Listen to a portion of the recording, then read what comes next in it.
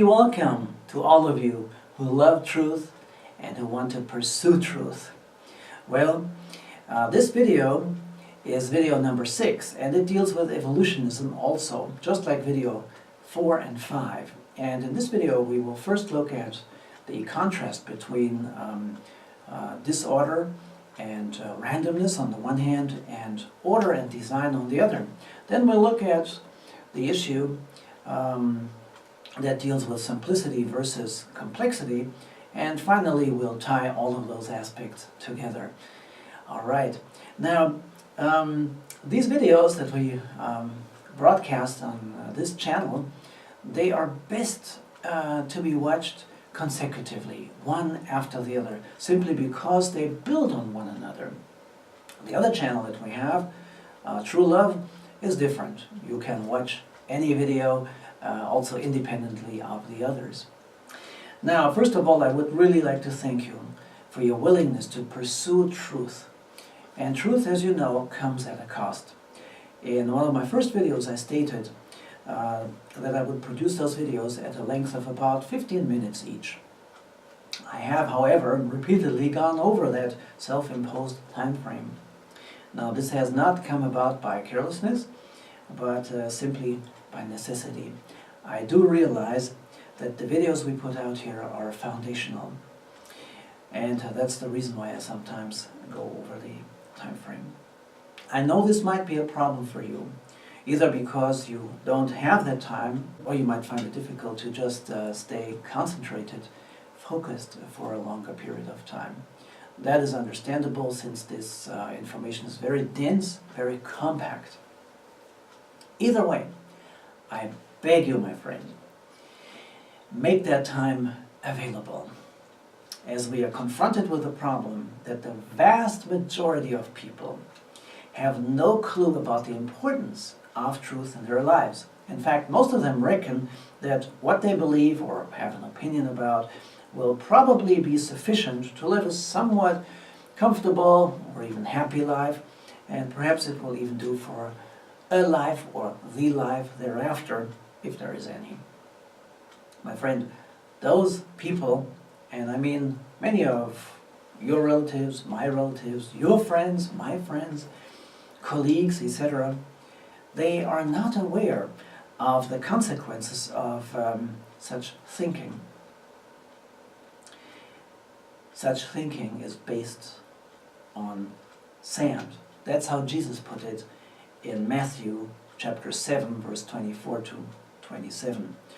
One reason why people are so naive is that many born-again believers themselves don't know much about the things we're dealing with in these videos.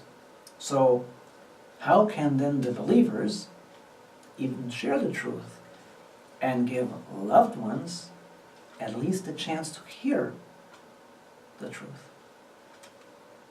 At the end of the day, it boils down to the question if we have enough love in us, if we truly sense the burden to reach out to the lost. If so, we will do anything to find out the truth about how this world came about, where it is all leading to, and so forth. Now, with that in mind, enjoy what is to come today. If it's too dense at some point, just take a break and watch the rest later. Now, have you ever wondered why elephants that are tied to a small wooden peg don't run off? Funnily enough, they don't even try to uproot the peg, although they could easily do so. How come? Well, you have to go back to the time when that powerful Hulk was just a baby. Its trainers chained it onto a peg just like that also, but the little elephant was not strong enough to break away. Whenever it made the effort, the little chain around its leg would cut into the skin. Quickly, the elephant learned that it made no sense to try again, and keep that lesson even when it could have enjoyed a life in freedom.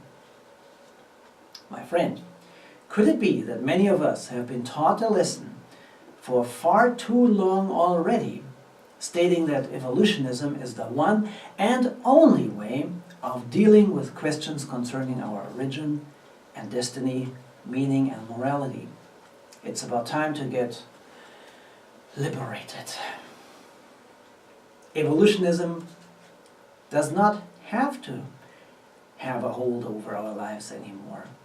It's a peg we don't need to be chained to any longer, because it ultimately leads to destruction, as I'm going to demonstrate to you in my next video. There's a far better worldview available that not only makes much more sense, but also leads to a life characterized by a sound mind, love, and spiritual power, in accordance with the Word of God. For God, it says, has not given us the spirit of fear, but of power and of love and of a sound mind. In video 4 and 5, I dealt with the question, which scientific worldview has the greater explanatory power? It became more than evident that if we go where the data lead us, evolutionism utterly fails to explain the origin and nature of life. Even scientists who are no believers in Jesus notice this, of course, but hardly any one of them is courageous enough to make such a statement in public. Does it really take a scientific genius like Albert Einstein to state the obvious? He was utterly amazed at the, quote, harmony of natural law, which reveals an intelligence of such superiority that, compared with it, all the systematic thinking and acting of human beings is an utterly insignificant reflection, unquote. In my last video, I urged every one of us to speak up for the truth. We can do so only if we know what we're talking about. We need to demonstrate on every level, both experiential and informational, that there is a God and that we can safely put our trust in Him. Most Westerners don't know because they've never been exposed to this truth. Their ideas about the existence or non-existence of God are all too often based on conjectures, personal opinions, and traditions. We need to reclaim lost territory and leave the peg of evolutionism behind. Now, the focus of this video is evolutionism once more. Apparently, this worldview holds so many people in bondage that you need to present ample evidence for them so that they can see that there's really nothing to it. Evolutionism is like the story of the emperor's new clothes. Perhaps you have heard of it. It's about a king who is tricked by two weavers who pretend to make him the finest clothes possible. Now, people unfit for their office or unusually stupid, the tricksters state, cannot see these clothes. No wonder. They are non-existent. They're invisible. So the emperor, as well as his officials, and even the general population, they all fall for the trickery and pretend to see beautiful garments where there is actually nothing.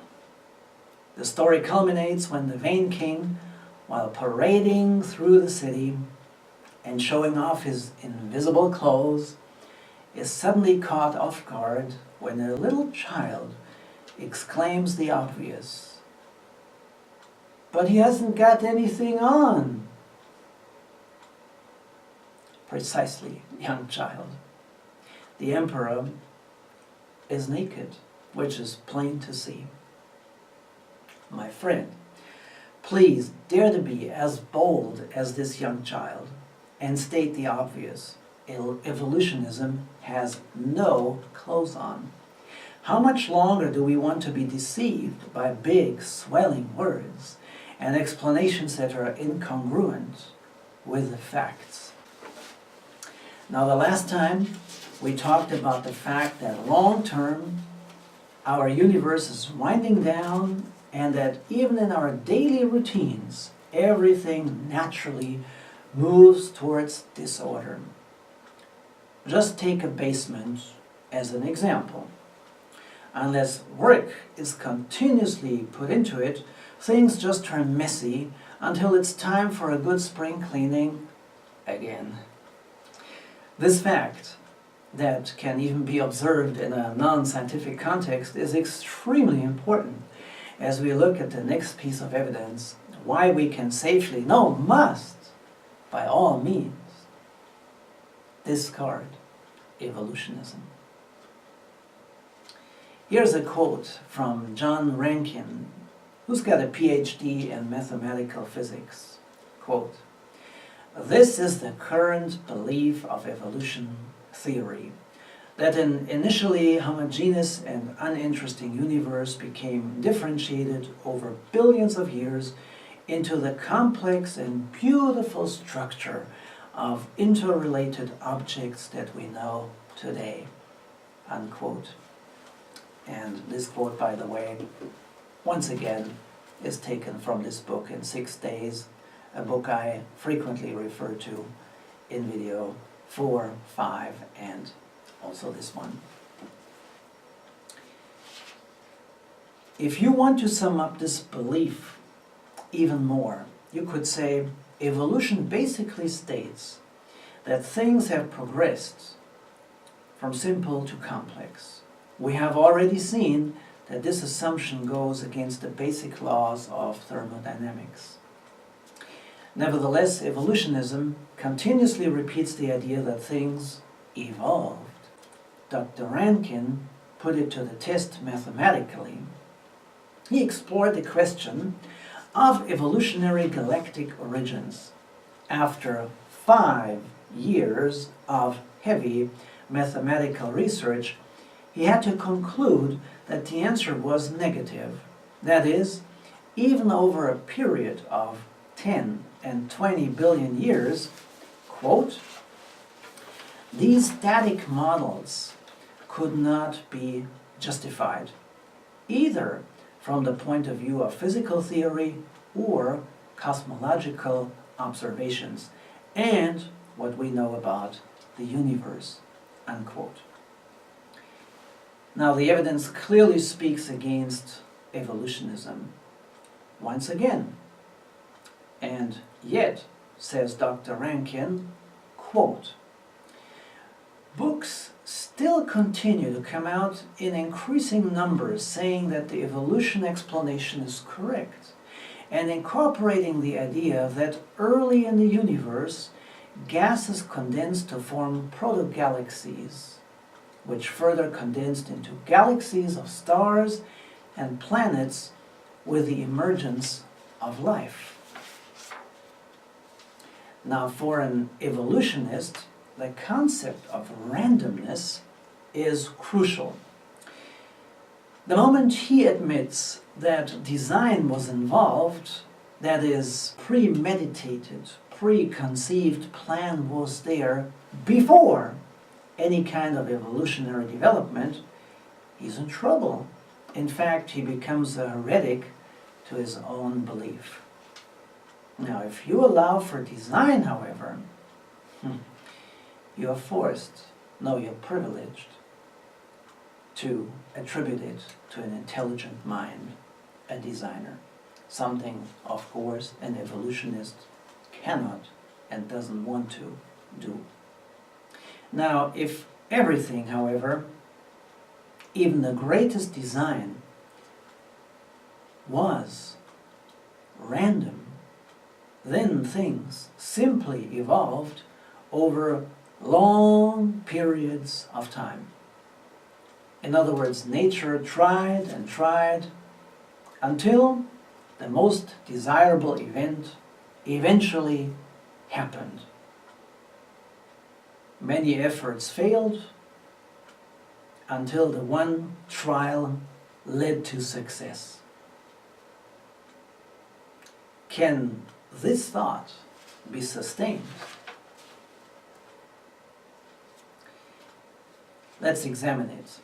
People who believe in creationism, so that the world, everything in it was created, often quote French mathematician Émile Borel, to whom they attribute the origin of what they term Borel's law, which says the following: once we get to the chance of 1 in 10 to the power of 50, the occurrence of an event to happen is 0, which means the probability of the event to take place is mathematically impossible. It is inconceivable, even absurd. Now, in our pursuit of truth, please, fellow believers in Jesus, we must state that Borel's law is not a universal mathematical law. We also must point out that Borel actually favored evolutionism. Oh yes. That does not mean, however, that what he said is not relevant. Here is an interesting statement taken straight from his book. Quote, "It is generally held that living beings are the result of a slow process of evolution, beginning with elementary organisms, and that this process of evolution involves certain properties of living matter that prevent us from asserting that the process was accomplished in accordance with the laws of chance." Unquote. Now, what we can take away from this quote is two things. Number one, Borel believed in a slow process of evolution. Number two, Borel understood that this process could not have just arisen randomly, that is by chance. Now, since we have already dealt with the inaccuracies of evolutionary dating methods in video number 4, we can simply state that Borel was wrong in believing in a slow state of evolution. The data tell us a different story. The world is not billions of years old, and life formed over a rather short period of time. Now, the second part of Borel's quote, on the other hand, makes perfect sense. The math involved for it rule out chance processes. Just like Borel or Dr. Rankin, other scientists draw similar conclusions.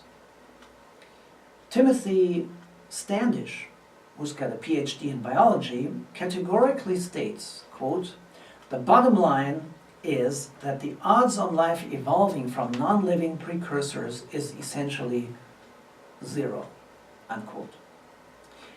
John Marcus, who's got a PhD in biochemistry, says, quote, "Truly, the thought of even one single functional protein arising by chance requires blind faith that will not or cannot grasp the numbers.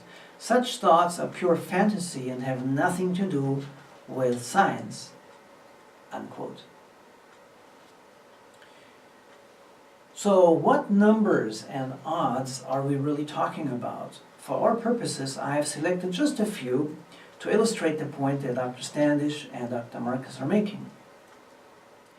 How about starting with a set of 206 separate bones the adult human skeleton contains on average? To determine the possible number of different ways these parts could be connected, we have to calculate the value of what is called in math the numbers factorial, expressed as 206, and then after that an exclamation point, which basically means 1 times 2 times 3 times 4 times 5 times 6 times 7, all the way up to 206. Now the value of 206 factorial is 10 to the power of 388, which is a 1 followed by 388 zeros. This means all 206 bones will correctly assemble in the required position for the human skeleton to properly function in 1 out of 10 by the power of 388 random assortments in passing. Even if that happened, other questions would still have to be addressed. For example, the origin of the bones, the need for them to be placed right side up, etc. How long would it even take until the correct position of the entire bone set could be accomplished? Well, the scientist I just quoted also did the math, and he said about 10 billion years. Now, but wait, says the evolutionist. Given enough time, anything is possible. Now, here's the response of Jerry Berkman, who's got a PhD in biology, quote, "Time, the chief escape that naturalism must rely on to support its theory, is a false god. Complex order structures of any kind, of which billions must exist in the body for it to work, cannot happen except by design and intelligence, and they must have occurred simultaneously for the unit to function," unquote. Even evolutionists seem to hold their breath when they look at the odds involved in such phenomena. Stephen Gould was a very influential paleontologist and biologist who spent large parts of his career teaching at Harvard. Now, he called life a glorious evolutionary accident. An interesting case in this regard is also Francis Crick, the co-recipient of the 1962 Nobel Prize for Physiology or Medicine based on his discovery of the DNA structure. In 1966, okay, just watch these years, in 1966 he confidently stated, quote, "At first it seems highly unlikely that this complicated mechanism could have arisen by chance, but it really is quite possible that some primitive version of it started in that way and, although not perfect, was sufficiently accurate to enable the system to get along," unquote. Now, watch how his confidence eroded in the following 15 years, so that in 1982, the same person, Crick, eventually said, quote, "An honest man, armed with all the knowledge available to us now, could only state that in some sense the origin of life appears at the moment to be almost a miracle," unquote. In another publication about 10 years later, Crick had to go one step further still. Quote, "The origin of life appears to be almost a miracle. So many are the conditions which would have to be satisfied to get it going," unquote. Many other scientists have come to this conclusion also. For example, Ilya Prigogine, a two-time Nobel Chemistry laureate. He said, "The statistical probability that organic structures and the most precisely harmonized reactions that typify living organisms would be generated by accident is zero," unquote. Now let us zoom out a little, which means we leave the area of randomness versus design and look at just how intricately complex the design of life really is. For this, I would like to recommend two great books. Both of them were written by non-Christians, but simply scientists who were willing to go where the data lead, period. As early as 1985, Australian biochemist Michael Denton published a book entitled Evolution, A Theory in Crisis, a book which he revisited and confirmed in 2014. The title, I reckon, speaks for itself. Now here's a short extract from it. Quote, "Although the tiniest bacterial cells are incredibly small, each is in effect a veritable micro-miniaturized factory containing thousands of exquisitely designed pieces of intricate molecular machinery made up of 100 million atoms, far more complicated than any machine built by man, and absolutely without parallel in the non-living world, unquote. The second book is by American biochemist Michael Behe, who in 1996 published a book in which he convincingly shows that numerous biological systems are what he calls irreducibly complex at the molecular level. Behe, who is professor of biological science, has since then been challenged many times. And you'll see that in the resource section, of course. Now, no wonder he got challenged, because so much hinges on the correctness of the concept of irreducible complexity. Now listen to this. It was Charles Darwin himself who made the following famous remark, quote, "If it could be demonstrated that any complex organ existed which could not possibly have been formed by numerous, successive, slight modifications, my theory would absolutely break down," unquote. Now let's briefly explain irreducible complexity. What does that really mean? Well, it means, in the words of Nancy Durrell, who's got a PhD in botany, quote, "the ordering of separate, well-fitted components to achieve a function that is beyond any of the components themselves," unquote. In his book, Behe argues, quote, "an irreducibly complex system cannot be produced directly, that is, by continuously improving the initial function, which continues to work by the same mechanism, by slight successive modifications of a precursor system, because any precursor to an irreducibly complex system that is missing a part is by definition non-functional," unquote.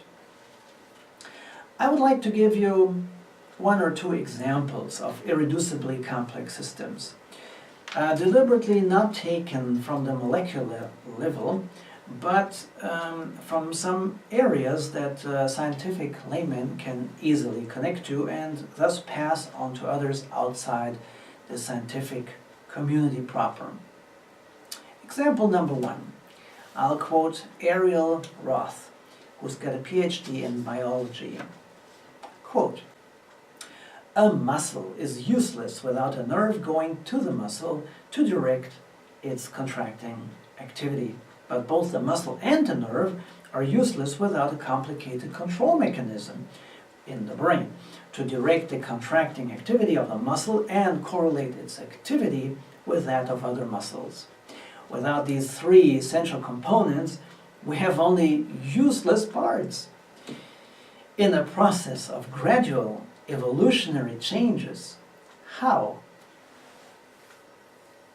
does complexity evolve?" The simple example of a muscle pales into insignificance when we consider more complicated organs such as the eye or the brain. Now, the visual process is only part of our complex brains, which contain some 100 billion nerve cells connected by some 400,000 kilometers of nerve fibers. It is estimated that there are around 100 trillion connections between nerve cells in the human brain. How could such complicated organs develop by an unplanned process?" Unquote. Example number two. How did we arrive at two separate genders at the same time, each with its own physiology? Now, this question in itself is already a real eye-opener, but all the more so in view of the following astonishing facts. Listen to this. A woman is born with a limited number of eggs and generally only releases one egg per cycle. If this system was not in place from the beginning, then no eggs would be released, making fertilization impossible. The sperm are highly specialized for the task of fertilizing an egg. If sperm could not swim from the beginning, then they couldn't reach the egg to fertilize it. What perfect design that sperm can swim. Sperm can only develop in temperatures 3 to 5 degrees Fahrenheit lower than the body. The scrotum has a built-in thermostat. If the temperature is too cold or too hot, the scrotum contracts, expands to get closer or further from the body. Now this keeps the sperm at the correct temperature so that they don't die. Now, the first sperm that reaches the egg releases a set of special enzymes to eat through the outer layer, zona pellucida, of the egg. Perhaps I mispronounced it, zona pellucida, I'm not sure. There are at least 75,000 known enzymes in nature. For example, a printout of the 2013 enzyme list data would take over 2,000 A4 pages and would soon become out of date. What perfect design that the sperm has the right ones. Of course, evolutionists will look for every possible way to discount the facts and discredit fellow scientists and especially laymen. In my next video I will explain why. My point regarding the irreducible complexity argument is very simple. Design right from the start is absolutely necessary, or else no such intricate and highly complex structures and systems will arise. The age-old argument that nature randomly produces such complexity is simply not sustainable. I want to back this fact up with one other set of observations or calculations even taken from the area of cosmology and also plant physiology. Evolutionists such as Richard Dawkins persistently want to persuade people that given enough chances, the impossible becomes probable. Really. We've already seen the impossibility, even absurdity of such claims. Life did not just evolve. You could call this a just so story instead. Here's further evidence to debunk evolutionism. Please consider cosmology now. Now, while the cosmos appears to be just vast and anonymous, it also displays a number of so-called cosmic or physical constants. For example, the ratio of electron to proton mass, the mass density of the universe, the velocity of light, the polarity of the water molecule, the strength of gravity, and so forth. The degree of fine-tuning involved to make life possible at all is almost impossible to imagine. Picture these constants as a number of dials, each one set at a particular value. Hard enough, but it doesn't stop there. If any of these values had been off just a wee bit, even if the other constants had been correctly set, the result would have been disastrous. No life. In this regard, I recommend Rob Bell's presentation, which is both fun and very educational to watch. The cosmological argument, of course, is a lot more complex than what I refer to here, but perhaps it will whet your appetite to go hunting for truth yourself. Now here's what Professor Frank Tipler, mathematical physicist and cosmologist, discovered as he embarked on his quest for truth. As you can see from the quote that follows, his perspective is not just on cosmology, but the perfect compatibility of science and the Christian worldview. Quote, "When I began my career as a cosmologist some 20 years ago, I was a convinced atheist. I never in my wildest dreams imagined that one day I would be writing a book purporting to show that the central claims of Judeo-Christian theology are in fact true, that these claims are straightforward deductions of the laws of physics as we now understand them. I have been forced into these conclusions by the inexorable logic of my own special branch of physics," unquote. Let me also make mention of another great resource. That's Professor Tipler's book called The Physics of Christianity.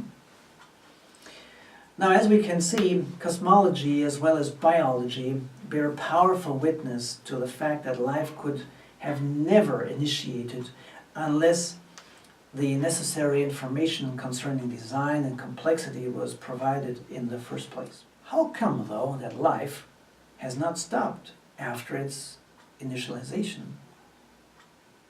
Now, here's an answer, provided from detailed research into plant physiology by, for instance, Henry Zuhl, who's got a PhD in biology, who shows that whole ecosystems, quote, had to be present for life to go on existing, unquote. And the emphasis in this quote is his, for life to go on existing. Now, it is only of late that people have come to increasingly appreciate the sheer abundance and complexity of those systems. Biodiversity is the key word here, which is described as an intricately linked web that makes the Earth a uniquely habitable planet, as non-Christian science writer Yvonne Baskin calls it. Though she calls on her readers to preserve such delicate system, she fails to attribute their origin and sustaining power to the designer. This brings me to the final part of our video. John Kramer, PhD in biochemistry, has a great question for all of us. Quote, "Archaeologists have no problem identifying man-made objects. Why then do we have problems identifying a creator-made world?" Unquote. His colleague John Marcus, PhD, echoes this thought when he writes, quote, "The orderliness of living things and their mind-boggling complexity are surely unmistakable indications that this creation did not come about by random and disorderly chance processes. When archaeologists come across a smooth, cylindrical clay structure with walls consistently about the same thickness, a flat bottom that allows the structure to stand upright, and an opening in the top, it is a sure sign to them that some type of intelligent civilization was responsible for producing that clay pot. It is such a simple deduction to make. It is obvious that an ordered structure such as a clay pot could not have come about by chance. One can see that even the smallest amount of order exhibited in a simple clay pot is almost completely beyond the reach of random processes. That is why archaeologists know that a clay pot is a clear signature of civilization. Order is evidence of design. What person would want to believe that a clay pot arose by chance processes? Only a person bound and determined to exclude the possibility that civilization might have been responsible for making that pot. One can appreciate that evolutionists are also bound and determined to exclude God from the picture." Unquote. My dear friend, deep down inside, we know that evolutionism is a ridiculous worldview. It is painful to even deal with it because things are so very obvious. Unless, however, God Almighty gives us what He promises, and that is a sound mind, we're so lost that we cannot even draw the most elementary conclusions pertaining to the data at hand. Now here's a great recommendation, a great book recommendation. Undeniable: How Biology Confirms Our Intuition That Life is Designed. How much longer should we hold on to the scientific nonsense of evolutionism in light of the facts I referred to in this video and the two previous ones? Students at every educational level are indoctrinated to believe in the alleged truth of evolutionism and are thus robbed of the opportunity to make an informed decision on the data at hand.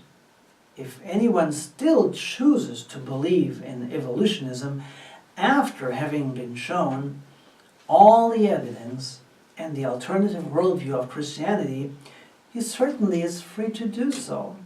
As for me, I choose facts over fiction. All right, my friend. First of all, thank you for watching this video all the way to the end. As I said, it's quite an exercise, but it's worth it. Now, in my next video, I'm going to primarily focus on why both born-again believers in Jesus and anybody else actually really need to, and absolutely need to, enter the debate over evolution versus creation, and why we really need to expose evolutionism for what it is. Evolutionism is a worldview that attacks the foundations of our Christian faith. Evolutionism undermines both society and family, and evolutionism ultimately leads to destruction. Please join me again in our next video in 2 weeks. Until then, every blessing.